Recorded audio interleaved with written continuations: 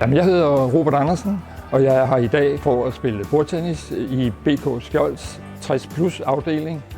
Og det gør jeg hver fredag, og det er en stor fornøjelse, og folk er rigtig glade, og vi har det dejligt. Jeg kan kun anbefale det, og det er jo viser at være rigtig sundt og godt at spille bordtennis, både for hovedet og for kroppen. Ja, man bliver glad af at komme her, fordi man bevæger sig på en anden måde, end hvis du går i et fitnesscenter, ikke? Altså, det er sjovt, og vi griner en masse. Ja, jeg er sindssygt glad for at komme her. Det er ikke fordi man får, man får også venner hernede, men det er ikke derfor, jeg spiller. Jeg spiller for at blive i bedre form, og så grine noget mere. Ja.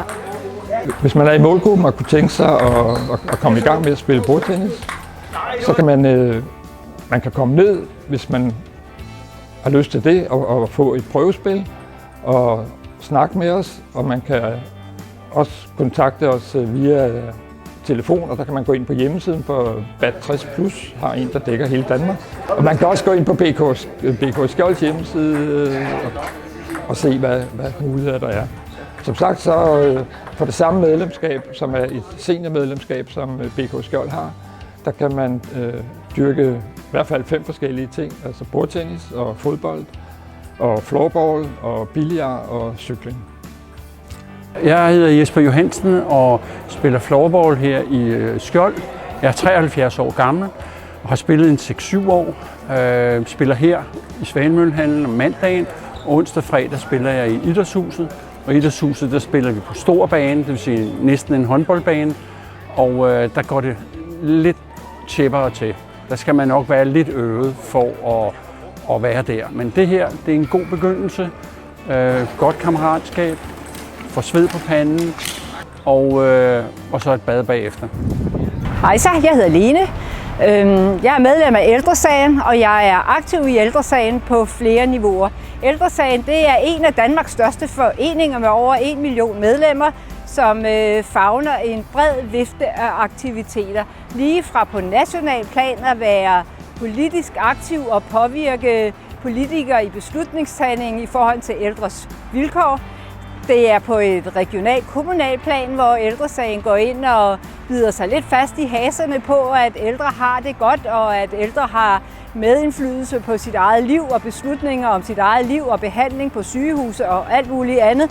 Og så har vi jo så helt lokale del af Ældresagen med, jeg kan ikke huske hvor mange lokalbestyrelser, som står for en vifte af aktiviteter, som ældre kan melde sig til. Det kan være lige fra motion til skak, til strikning, til litteraturgrupper, til sprog, til alt muligt.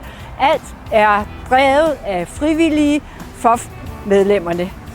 Så en kæmpe organisation, hvor alle, der har lyst til at komme ind og gøre noget, som de har lyst til, de har muligheden for det.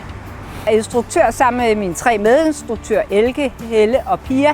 Det er et udemotionshold, hvor vi året rundt dyrker motion i Østre Anlæg i København, og hvor vi bruger naturen og parkens muligheder for at lave forskellige former for motion. Det kan være styrketræning, det er konditionstræning, det er koordinering, balance og alt, hvad der er forskellige motionsformer. Så året rundt i vind og storm og sol og varme, der står vi her, fordi vi er her for at motionere, men vi er her også for, at man skal have det lidt sjovt. Så selvfølgelig er der lidt snak, og du hørte det også, da jeg skulle starte, at folk hygger sig og står og snakker. Det gør de. Der er også nogen, der drikker kaffe bagefter, og der kan man jo snakke alt det, man vil. Jeg kan godt lide at have en kop kaffe bagefter. Vi har også en sommerhygge, hvor vi alle sammen sidder med hvert det, vi nu har med herude i parken. Vi har en julehygge, så vi kender hinanden, og vi øver os i at huske hinandens navne. Så Ældresagen er mange ting. Jeg hedder Kirsten, og det Lystige Musikanter startede i 1984 og består i dag på 41.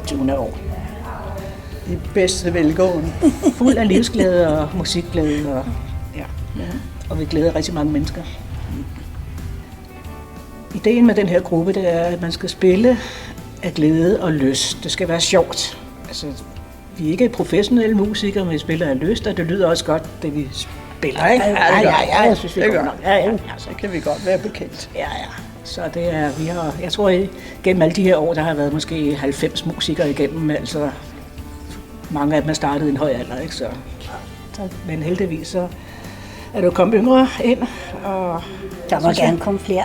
og der må gerne komme flere yngre, ja. Vi øver Det kan en være. gang om ugen, ikke? Og så en gang om måneden, så præsenterer vi det, vi har øvet. Så kommer folk og danser til. Ja. Og det er sådan en søndag eftermiddag. Hvorhenne i Palme? Lige her. Inde i salen der, lige overfor, ikke? Vi har momsefodbold, har det været rigtigt? Nej. Hvornår er det? Nå, jamen, det ved jeg slet ikke, om de Der er Kirsten på første hold. Eller er du anfører? Nej, det er Svanemøllehallen om tirsdagen fra 10 til 11. Nej.